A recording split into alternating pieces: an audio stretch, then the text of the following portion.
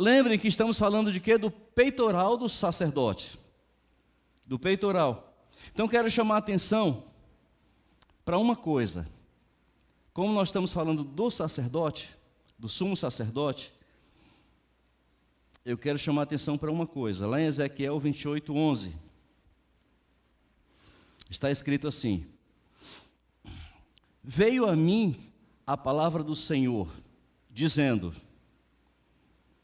filho do homem, levanta uma lamentação sobre o rei de Tiro, e dize-lhe: assim diz o Senhor Jeová, tu és o aferidor da medida, cheio de sabedoria e perfeito em formosura. Estiveste no Éden, jardim de Deus. Isso aqui é curioso, porque ele está fazendo menção, ele fala sobre o rei de Tiro, mas isso aqui é a menção, ele faz menção aqui a um querubim ungido. E ele diz, isso aqui, queridos, é algo tremendo. Ele diz: estivestes no Éden, jardim de Deus. Cobrias-te de toda pedra preciosa, a cornalina, o topázio, o ônix, a crisólita, o berilo, o jaspe, a safira, a granada, a esmeralda e o ouro. Em ti faziam os teus tambores e os teus pífaros. O pessoal do louvor aí, nesse querubim, em ti se faziam os teus tambores e os teus pífaros.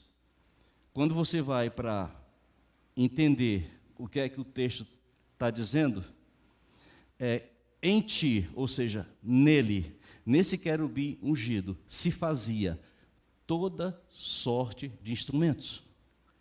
Tudo que é som que você pode imaginar, se fazia onde? Nele. Eu estava ouvindo uma certa vez um hebraísta, um estudioso, e num estudo muito profundo que ele fez, ele chegou ao seguinte entendimento: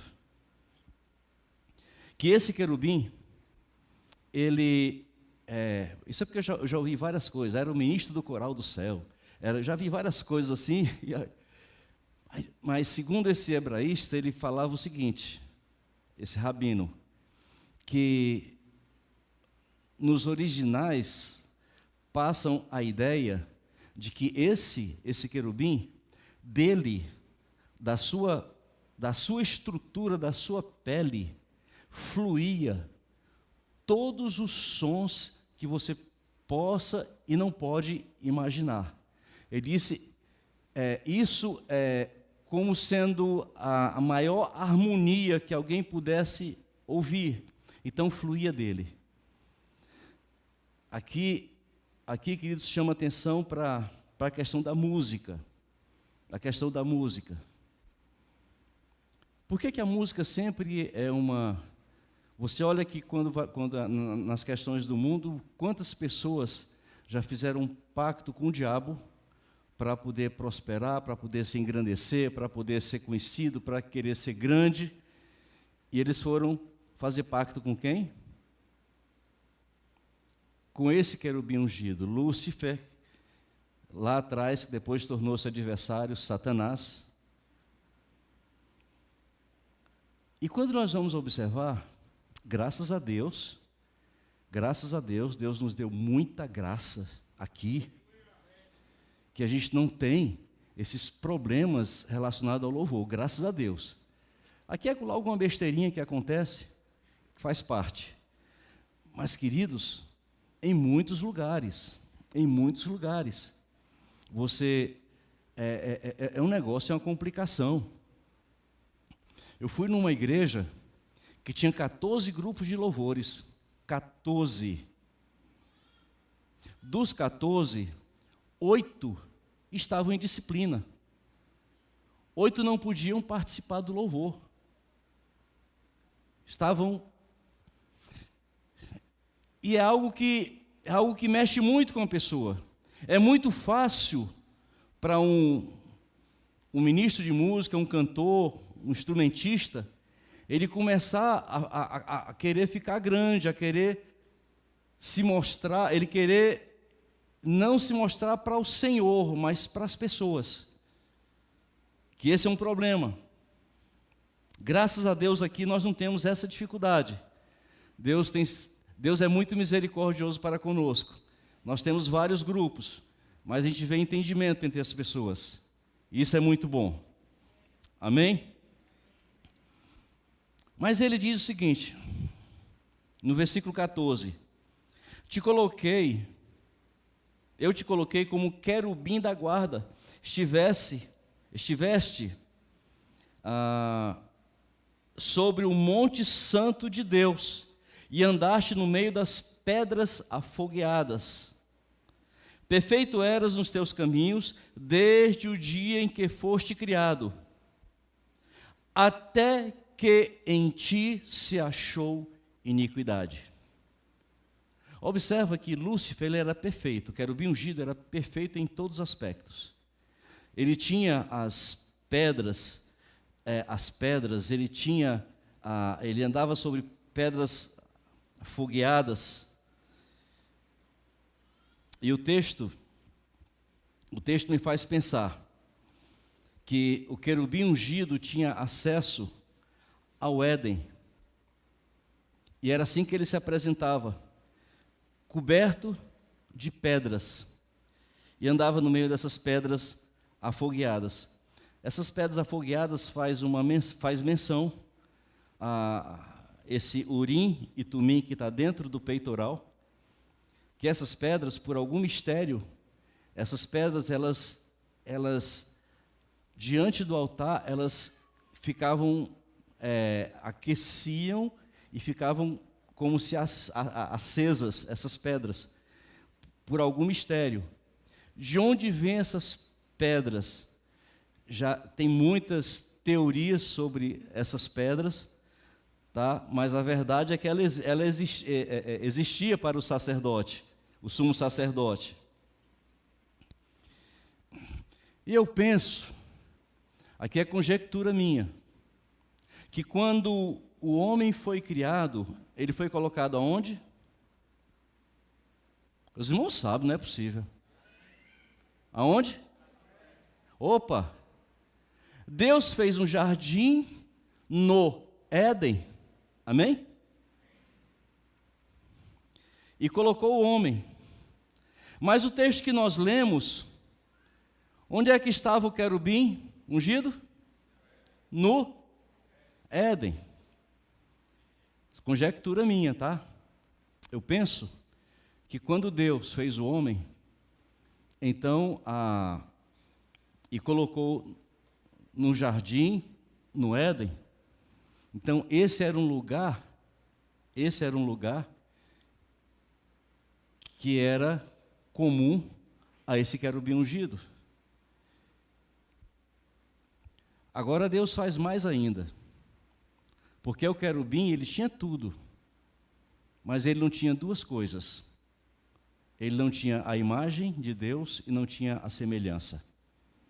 Mas quando Deus fez o homem, plantou no homem a sua imagem e a sua semelhança. Alô?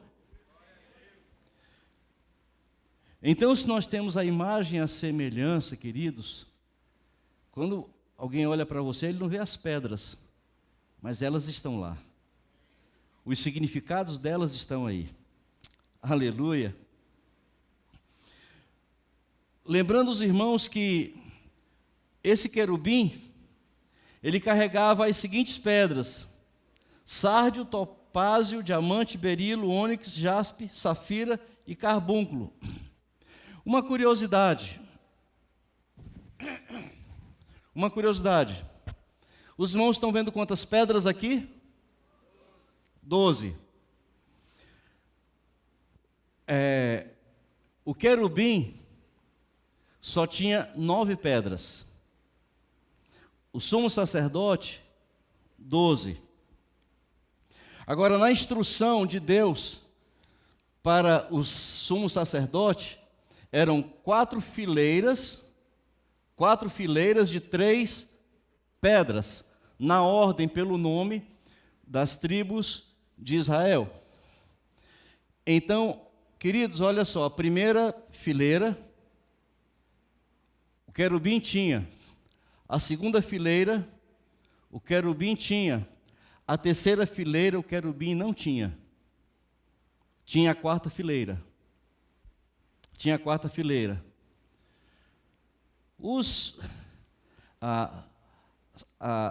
Na numerologia bíblica para Israel, o número 3 é manifestação de Deus. A gente vê Pai, Filho e Espírito Santo. Quantos são? 3. Portanto, primeira, segunda, terceira fileira, 3. Quantas pedras? 3. 3 pedras. Na fileira 3, são 3 pedras. Agora, curioso, queridos, é que essas 3 pedras, quais são as pedras? Jacinto, ágata e ametista. Jacinto, ágata e ametista. O significado dessas pedras: jacinto, o diabo não tinha, ou o querubim não tinha. Jacinto significa humildade. Ágata, o querubim não tinha. Ágata significa honra. Ametista, o querubim não tinha. Significa obediência. Alô? Está percebendo alguma coisa? Agora, quando nós vamos ver, querido, o jacinto fala de humildade. Jesus tem essa característica? Alô? Tem. Ágata, honra. Jesus tem essa característica? Em Romanos 13, 7 diz: dai a cada um o que lhe é devido, a quem tributo, tributo, a quem imposto, imposto, a quem temor, temor, e a quem honra, honra. Ametista, obediência. Jesus tinha? Ele foi obediente até morte, até a morte. Morte de cruz, a pior morte. Foi obediente.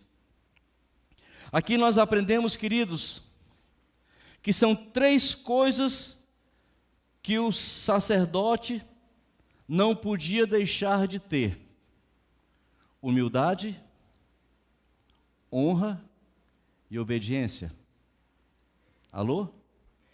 Humildade, honra e obediência, manifestação divina.